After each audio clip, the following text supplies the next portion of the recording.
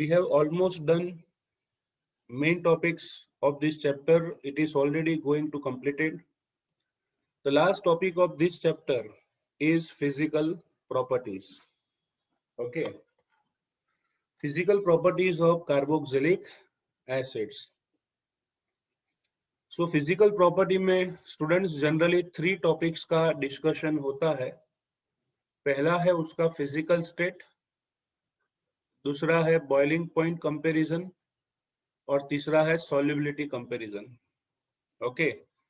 Only 3 points we are considering in halide, in alcohol, in phenol, in ether, in aldehyde, in ketone. तो किसी भी की physical properties हो 3 part में बटेगी. एक है फिजिकल स्टेट, सेकंड है water solubility and third is comparison of boiling point. So here we go. Aliphatic carboxylic acids up to 9 carbon atoms are colorless liquids. मतलब नॉनेनोइक एसिड तक सबके सब कलरलेस लिक्विड है at room temperature with unpleasant odor.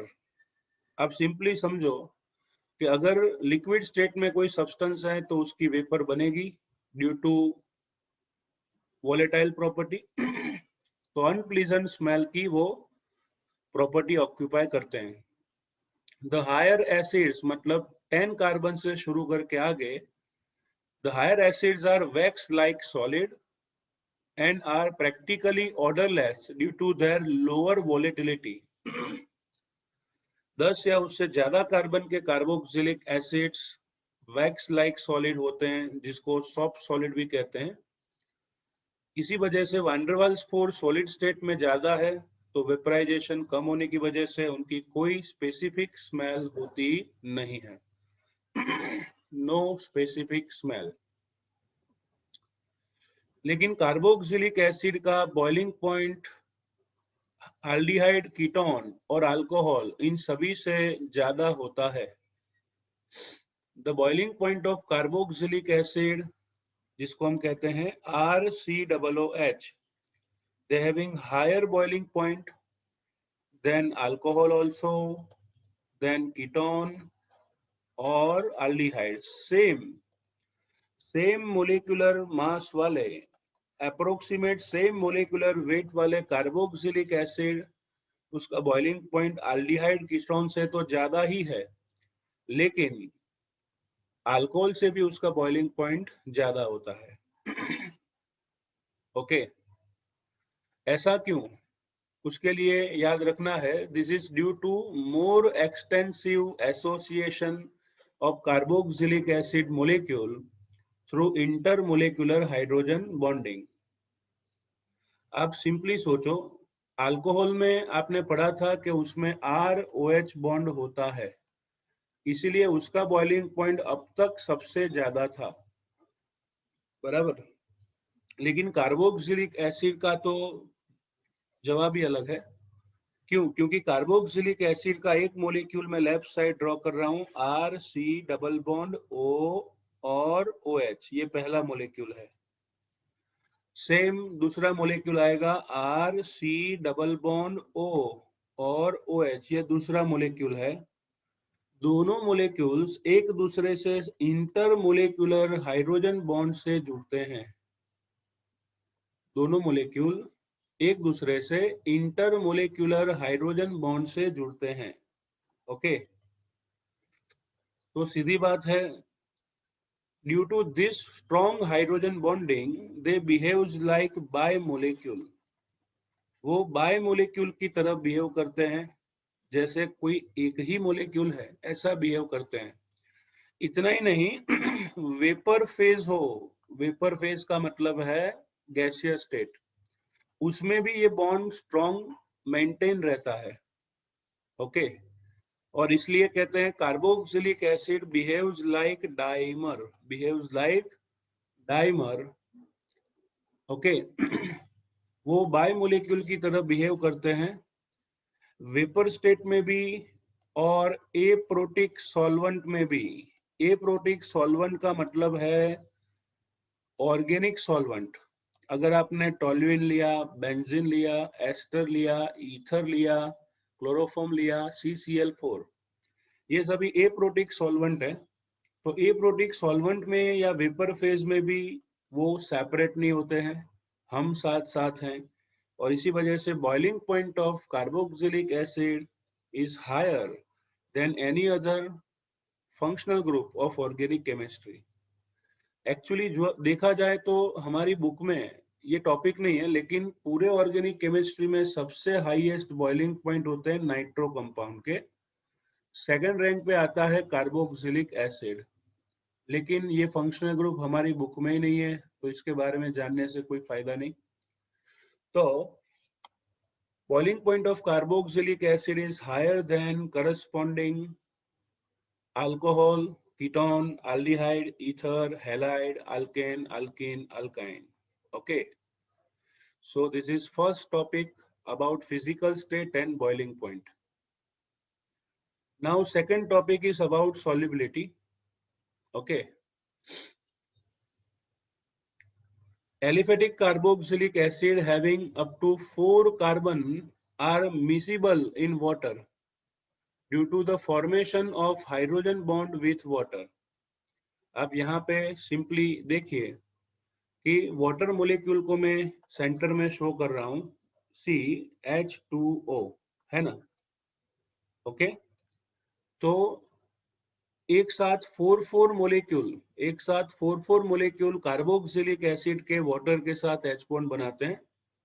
ये 3D structure है, इसलिए 2D में समझ में कम आएगा, लेकिन फिर भी देखो RC double bond O OH, ये पहला मोलिक्यूल, उसका कार्बोनिल का ऑक्सीजन हाइड्रोजन के साथ H बॉन्ड से जुड़ा है। दूसरा molecule RC double bond O, फिर आएगा OH, ये दूसरा मोलिक्यूल। फिर आपको पता है पानी में ऑक्सीजन के पास 2 लोन पेयर्स होती है, तो कार्बोक्सिलिक एसिड का OH का हाइड्रोजन ऑक्सीजन के साथ तीसरा, और यहाँ पे बुक में फोर्थ शो नहीं किया है, लेकिन यहाँ भी और एक कार्बोक्सिलिक एसिड का मोलिक्यूल हाइड्रोजन से जुड़ा होता है। So as you know that if we add carboxylic acid in water, so it forms strong intermolecular hydrogen bond till 4 carbon atoms. Okay, 4 carbon atoms तक कार्बोक्सिलिक एसिड वाटर के साथ strong hydrogen bond बनाता है। Higher carboxylic acids are practically insoluble in water due to the increased hydrophobic interaction of hydrocarbon part. The solubility decreases with increasing the number of carbon atom. एक सीधा सा example देता हूं, carboxylic acid जिसको हम लिखते हैं RCOOH। ओके, कार्बोक्सिलिक एसिड को लिखते हैं RCOOH। ओके, तो इस कार्बोक्सिलिक एसिड में जो हाइड्रोकार्बन ग्रुप है वो जैसे जैसे इंक्रीज होगा, मतलब नंबर ऑफ कार्बन इंक्रीज होंगे, तो यहाँ पे स्पेशियल रेजिस्टेंस बढ़ जाता है। स्पेशियल रेजिस्टेंस बढ़ेगा जिससे हाइड्रोजन बॉन्डिंग वीक हो जाएगी, जिससे सॉल्युबिलिटी क्या होती है, डिक्रीज होती है। तो ये तो कॉमन है इन सभी में, ठीक है ना। So you can understand what you can understand, if number of carbon increases, water solubility decreases. Benzoic acid, the simplest organic carboxylic acid, is nearly insoluble in cold water. Benzoic acid, उसका formula है benzene पर COOH, तो वो cold water में insoluble है। Okay, cold water में क्या है, इनसॉल्युबल, लेकिन हॉट वाटर में सॉल्युबल होता है। कोल्ड वाटर में इनसॉल्युबल, लेकिन हॉट वाटर में सॉल्युबल है। Okay, and finally these carboxylic acids are also soluble in less polar organic solvent. Less polar organic solvent जैसे कि मैं लिखूं तो आएगा benzene, ether, alcohol, chloroform, CCl4, ऐसे लेस पोलर ऑर्गेनिक सॉल्वेंट में कार्बोक्सिलिक एसिड सॉल्युबल होते हैं। तो मेनली आपको 3 पॉइंट्स तैयार करने हैं। पहला है फिजिकल स्टेट, 9 कार्बन तक वोलेटाइल लिक्विड, उससे ज्यादा वैक्स लाइक सॉलिड। फिर boiling point of carboxylic acid is higher than alcohol and corresponding aldehyde ketone. 4 carbon तक हाइड्रोजन बॉन्डिंग की वजह से सॉल्युबिलिटी ज्यादा होती है, हाइड्रोकार्बन ग्रुप इंक्रीज होगा, वाटर सॉल्युबिलिटी डिक्रीज होगी। ठीक है, अंडरस्टूड? ओके। चलो आगे बढ़ते हैं। Acidity of carboxylic acid. बच्चों एक्चुअली केमिकल रिएक्टिविटी, उसमें पहला टॉपिक था एसिडिटी। कार्बोक्सिलिक एसिड का एसिडिक नेचर, उस पर बहुत सारे एमसीक्यूज गुजसेट में, एंट्रेंस में, इवन तो गुजरात बोर्ड में भी आते हैं, comparison of acidic nature. Okay, तो इसको ऐसा भी बोलते हैं reactions involving cleavage of OH bond, OH bond breaking की रिएक्शन। ओके, तो कार्बोक्सिलिक एसिड अल्कोहल की तरह, कार्बोक्सिलिक एसिड अल्कोहल की तरह सोडियम जैसी मेटल के साथ ट्रीट होके सोडियम कार्बोक्सिलेट बनाते हैं और हाइड्रोजन गैस प्रोड्यूस होता है। आप अल्कोहल में पढ़े थे कि अल्कोहल, उसमें अगर आप सोडियम मेटल ऐड करोगे so hydrogen gas will produced and sodium carboxylate is obtained as a product, sodium alkoxide. फिर से अल्कोहल की सोडियम मेटल से रिएक्शन होगी, so they forms sodium alkoxide and hydrogen gas. तो जैसे अल्कोहल अल्कोक्साइड देता है सोडियम के साथ, वैसे कार्बोक्सिलिक एसिड कार्बोक्सिलेट सॉल्ट देता है। Okay, so they want to say like this, the carboxylic acid like alcohol evolves hydrogen with electropositive metals and forms salt with alkali similar to phenol। alkali की तरह, phenol की तरह वो salt भी बनाते हैं। क्या बनाते हैं? सॉल्ट। जैसे यहाँ पे बना ना sodium carboxylate. However, unlike phenol, they react with weaker bases such as carbonate and hydrogen carbonate to evolve carbon dioxide। देखो, केमिस्ट्री लैब में आपको पूछा जाए कि फिनॉल और कार्बोक्सिलिक एसिड, उसकी डिटेक्शन टेस्ट कौन सी है। लैब में आपको पूछा जाए कि भी फिनॉल और कार्बोक्सिलिक एसिड की डिटेक्शन टेस्ट कौन सी है, तो याद रखिए phenol can not react with week basis like sodium carbonate, sodium hydrogen carbonate, उसके साथ रिएक्शन नहीं होती है, चैप्टर 11 में पढ़ा था। लेकिन carboxylic acid N2CO3 sodium carbonate और सोडियम बाइकार्बोनेट दोनों के साथ रिएक्शन करके कार्बन डाइऑक्साइड के एफरवेंसिस देता है। इसको उबरा कहते हैं, CO2 के एफरवेंसिस। जैसे कोई सोडा वाटर की बोतल खोलोगे, जैसे एफरवेंसिस होते हैं, वैसे यहाँ देखने को मिलेंगे। तो अगर आपको पूछा जाए कि भी बताओ भैया लैब में कि एक में फिनॉल पड़ा है, दूसरे में एसिड है, किसमें फिनॉल किसमें एसिड, तो आप सिंपली कहोगे कि दोनों में सोडियम बाइकार्बोनेट जनरली लैब में लिया जाता है। दोनों में NaHCO3 सॉल्यूशन ऐड करोगे, इफ वी गेट एफरवेंसिस, अगर आपको एक में एफरवेंसिस मिले मतलब वो कार्बोक्सिलिक एसिड ग्रुप है, और एक में नहीं मिला तो फिनॉल होगा। So this is laboratory functional group test for detecting carboxylic acid functional group।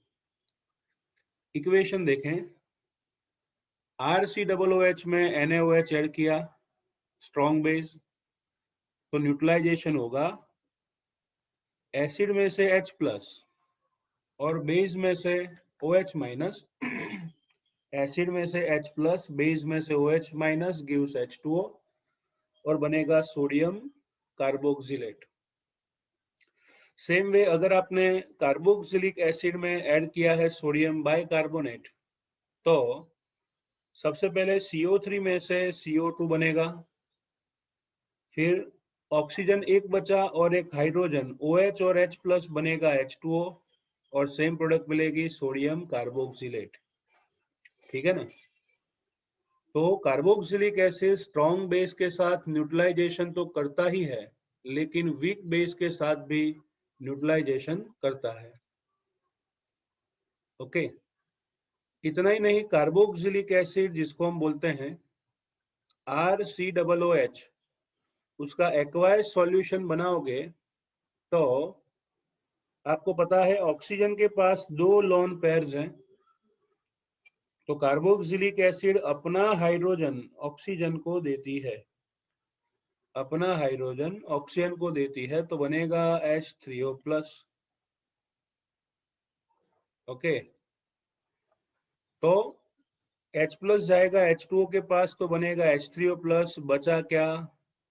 बचा है RC double bond O single bond O minus, बराबर, RC double bond O single bond O minus, और उसमें 2 रेजोनेंस स्ट्रक्चर देखने को मिलते हैं। कैसे? देखो, आप ही सोचो, RC double bond O single bond O minus हो तो सीधी बात है, रेजोनेंस में मैंने आपको सिखाया है कि भाई एटम टू बॉन्ड और bond to atom, atom to bond और बॉन्ड टू एटम, तो इलेक्ट्रॉन घूमता रहेगा। एटम टू बॉन्ड किया तो सिंगल बॉन्ड का double bond, bond to atom की साइड गया तो डबल का सिंगल बॉन्ड, तो ऐसे पाई बॉन्ड का इलेक्ट्रॉन पेयर, पाई बॉन्ड का इलेक्ट्रॉन पेयर घूमता रहता है, बराबर। कभी कभार लेफ्ट साइड ऊपर वाले ऑक्सीजन के साथ, कभी कभार नीचे वाले ऑक्सीजन के साथ। सो कंटिन्यूअसली रेजोनेंस देखने को मिलेगा, double bond single bond, double bond single bond, double bond. इसलिए ऐसा स्ट्रक्चर ड्रॉ किया जाता है जिसको हम कहते थे 11th में रेजोनेंस हाइब्रिड। ओके, तो ऐसे आएगा रेजोनेंस हाइब्रिड, चार्ज क्या है? Negative. Okay, so carboxylic acid dissociate in water to give resonance, stabilize carboxylate anion and hydronium ion। देख के ऐसा लगेगा कि सर कैसा है, कुछ सोचने जैसा नहीं है, सिंपल ही है। Carboxylate ion has resonance structures. Okay, it shows acidic nature in water. Okay, चलो, तो हमने आगे जो रिएक्शन लिखी थी वो मैं वापस लिख रहा हूं। रिएक्शन कुछ ऐसी है, RCOOH कार्बोक्सिलिक एसिड, अगर उसका एक्वायस सॉल्यूशन बनाओगे तो एसिड डोनेट्स H प्लस, तो बनेगा RCOO minus and H3O plus. Okay, इसका मतलब ये हुआ कि ये एक वीक एसिड है और वीक एसिड का एक्वायस सॉल्यूशन कुछ ऐसे देखने को मिलता है।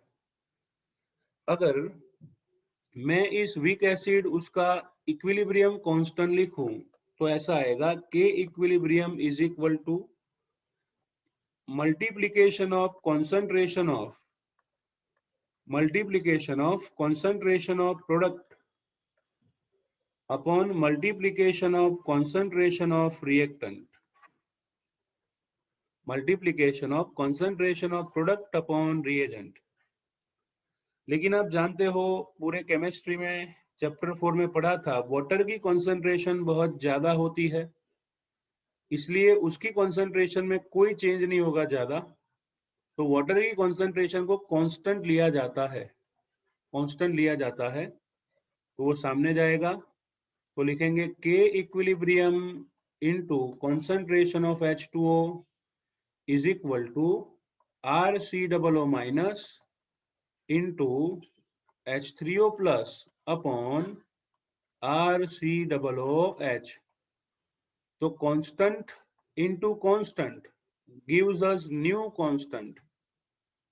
देखो वाटर की concentration constant, equilibrium constant, multiplication नया कांस्टेंट देगी जिसको बोलते थे Ka, which is called dissociation constant of acid, dissociation constant of acid, उसे एसिड का डिसोसिएशन कांस्टेंट कहते हैं। ओके, इसके साथ साथ आपको ये भी याद रखना है कि K की वैल्यू हायर होगी तो H3O प्लस की कॉन्सेंट्रेशन हायर होगी।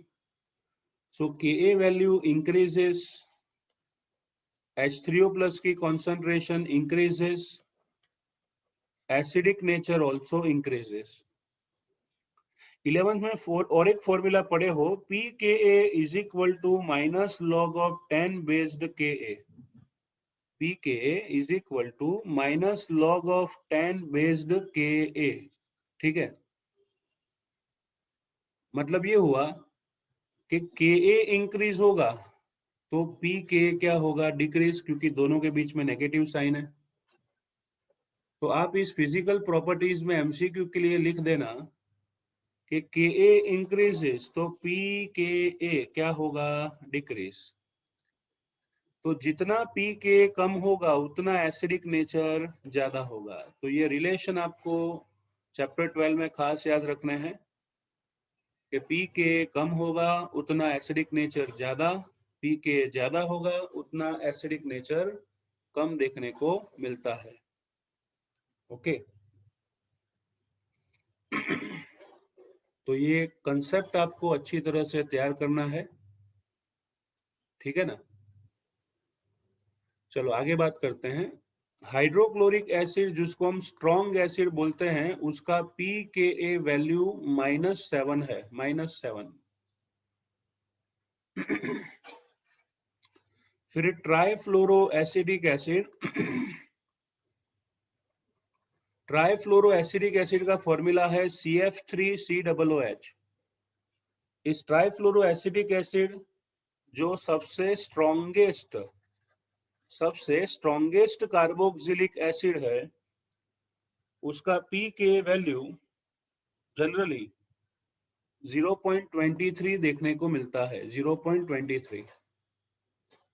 इससे आगे जाएं तो आएगा बेंजोइक एसिड, मतलब बेंजीन पर COOH, उसका pK वैल्यू है बच्चों 4.19। और एसिडिक एसिड उसका pK वैल्यू है 4.76। तो ये चारों वैल्यूज एमसीक्यू के लिए याद रखिएगा। HCl का pK -7 है। स्ट्रॉन्गेस्ट कार्बोक्सिलिक एसिड कौन, ट्राइफ्लोरो एसिडिक एसिड, उसका pK वैल्यू है 0.23।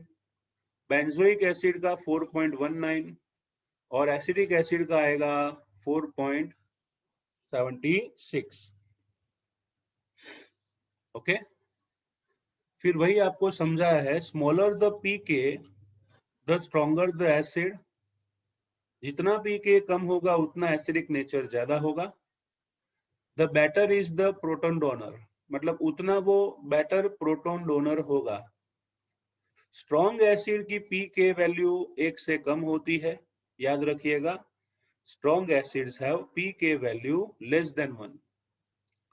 The acid with pK value between 1 to 5 are considered to be moderately strong acid। बराबर, moderately strong acid। Weak acid की pK वैल्यू 5 से 15 होती है और एक्सट्रीमली वीक एसिड की pK वैल्यू 15 से भी ज्यादा होती है। तो ये आपको डेटा कंसिडर करके याद रखना है। स्ट्रॉन्ग की 1 से कम, फिर 1 से 5 के बीच में है, क्या कहा था हमने, 1 to 5 के बीच में मॉडरेटेड स्ट्रॉन्ग, फिर वीक में 5 से 15 और 15 से ज्यादा है तो एक्सट्रीमली वीक एसिड। फिर से 1 से लेस वैल्यू है तो स्ट्रॉन्गर एसिड, फिर 1 से 5 हो तो मॉडरेटेड स्ट्रॉन्ग एसिड, वीक में आएगा 5 से 15 और 15 से ज्यादा पीके है तो क्या कहेंगे उसको, एक्सट्रीमली वीक एसिड। ओके, तो ये इक्वेशन के की वैल्यू ये सब आपको अच्छी तरह से तैयार करना है। ओके, चलो आगे बढ़ते हैं। Carboxylic acids are weaker than mineral acid. As you know that mineral acid को कहते हैं HCl, HNO3 and H2SO4, but they are stronger than alcohols and many simple phenols. Carboxylic acid HCl, HNO3, HNO, H2SO4 से week है, लेकिन वो phenol और alcohol से strong acids होते हैं। अल्कोहल और फिनॉल का पीके वैल्यू अप्रोक्सीमेट 16 के आसपास होता है। ओके, फिनॉल का 16 है, सुन लो, pK is approximate 16 for ethanol and 10 for phenol. तो COOH is weak acid than mineral acid but stronger than alcohol and phenol. In fact, carboxylic acids are among the most acidic organic compound you have studied so far. अब तक जितने भी compounds आप पढ़े हो उसमें carboxylic acid सबसे ज्यादा स्ट्रॉन्ग एसिड है। Okay, you already know why phenols are more acidic than alcohol. आप चैप्टर नंबर 11 में पढ़े हो कि phenols are more acidic than alcohol, लेकिन आपको ये भी याद रखना है कि carboxylic acids are more acidic than phenol also. Chapter 11 में पढ़ा था कि phenols are more acidic than alcohol, लेकिन carboxylic acids are more acidic than phenol and alcohol. Okay, carboxylic acids are more acidic than phenol, which are more acidic than alcohol. Okay, उसका reason मैं आपको बताता हूं। Reason ये है कि phenol जो है ना उसके 5 रेजोनेंस स्ट्रक्चर होते हैं, 5। ओके, और कार्बोक्सिलेट आयन के ओनली 2 रेजोनेंस स्ट्रक्चर होते हैं। फिनॉल में कोई रेजोनेंस नहीं है, इसलिए फिनॉल सबसे वीक एसिडिक है। तो कार्बोक्सिलिक एसिड RCOOH, उसका एक्वायर्ड सॉल्यूशन बनाया आपने तो आपको पता है टोटल 2 रेजोनेंस स्ट्रक्चर थे, पहला ये और दूसरा ये, बराबर। अगर मैं फिनॉल लूं, फिनॉल का एक्वायर्ड सॉल्यूशन बनाऊं तो फिनॉल का एक्वायर्ड सॉल्यूशन देता है फिनॉक्साइड आयन और H3O+। तो यहाँ पे सिर्फ 2 रेजोनेंस स्ट्रक्चर्स हैं और यहाँ पे चैप्टर 11 में पढ़ा था 5 रेजोनेंस स्ट्रक्चर है। तो इस रिएक्शन में, इस रिवर्सिबल रिएक्शन में बच्चों जनरली ऐसा होना चाहिए कि जितना रेजोनेंस ज्यादा उतना एसिडिक नेचर ज्यादा। इसका रीजन ये है कि रेजोनेंस से क्या होता है, स्टेबिलिटी बढ़ती है। रेजोनेंस से स्टेबिलिटी बढ़ती है, तो फिनॉक्साइड आयन में 5 रेजोनेंस स्ट्रक्चर है तो स्टेबिलिटी ज्यादा होनी चाहिए और H3O+ भी ज्यादा होने चाहिए, एसिडिक नेचर भी ज्यादा होने चाहिए। कार्बोक्सिलिक एसिड में 2 रेजोनेंस स्ट्रक्चर है तो एसिडिक नेचर कम होना चाहिए, लेकिन प्रॉब्लम ये है कि कार्बोक्सिलिक एसिड में जो इलेक्ट्रॉन है ना, वो इलेक्ट्रॉन ज्यादा अट्रैक्टिव ऑक्सीजन के पास है। कार्बोक्सिलेट आयन में इलेक्ट्रॉन जो है वो ज्यादा इलेक्ट्रोनेगेटिव ऑक्सीजन के पास है, तो इसकी स्टेबिलिटी ज्यादा होगी। लेकिन अगर मैं फिनोक्साइड आयन लूं तो भले उसमें 5 रेजोनेंस स्ट्रक्चर हो, लेकिन इस फिनोक्साइड आयन में इलेक्ट्रॉन ऑर्थो पैरा वाले कार्बन से जुड़ता है। कार्बोक्सिलिक एसिड में इलेक्ट्रॉन ऑक्सीजन के पास है जो ज्यादा अट्रैक्टिव है, और फिनॉल में इलेक्ट्रॉन ऑर्थो पैरा कार्बन के पास है। अब आप ही सोचो कि जिसकी इलेक्ट्रोनेगेटिविटी ज्यादा, वो इलेक्ट्रॉन्स को ज्यादा खींच के रख सकता है, तो स्टेबिलिटी किसकी ज्यादा होगी? कार्बोक्सिलेट आयन की। दूसरा एक सिंपल एग्जांपल देता हूं, बराबर। चलो, एक राजपाल यादव है, राजपाल यादव, और एक अभिषेक बच्चन है, बराबर। अब देखो, राजपाल यादव के साथ 5 स्ट्रक्चर मतलब अरबों रुपए हैं, और अभिषेक बच्चन जो है उसके पास पापा देते हैं उतने ही पैसे हैं या फिर कबड्डी में कमाए हुए पैसे हैं, लेस पैसे हैं। तो ऐश्वर्या राय मैरिज किससे किया? अभिषेक बच्चन से। क्यों? मोर इलेक्ट्रोनेगेटिव, अट्रैक्शन पावर ज्यादा है। वैसे यहाँ भी इलेक्ट्रॉन को स्टेबिलाईज रखने की क्षमता ऑक्सीजन की ज्यादा है, भले 2 स्ट्रक्चर है लेकिन ऑक्सीजन की ज्यादा है। और फिनोक्साइड आयन जो है उसकी कैसी है? कम, क्योंकि उसमें इलेक्ट्रॉन कार्बन पे अट्रैक्ट होते हैं। तो 5 रेजोनेंस स्ट्रक्चर होने के बावजूद ज्यादा स्टेबिलिटी कार्बोक्सिलेट आयन की होगी। तो H3O+ आयन किसके ज्यादा होंगे? कार्बोक्सिलेट आयन के। तो एसिडिक नेचर किसका ज्यादा होगा? कार्बोक्सिलिक एसिड का। ओके, कितने स्ट्रक्चर है डजंट मैटर, कितने पावरफुल इलेक्ट्रॉन गेनिंग एलिमेंट है, it matters for acidic nature.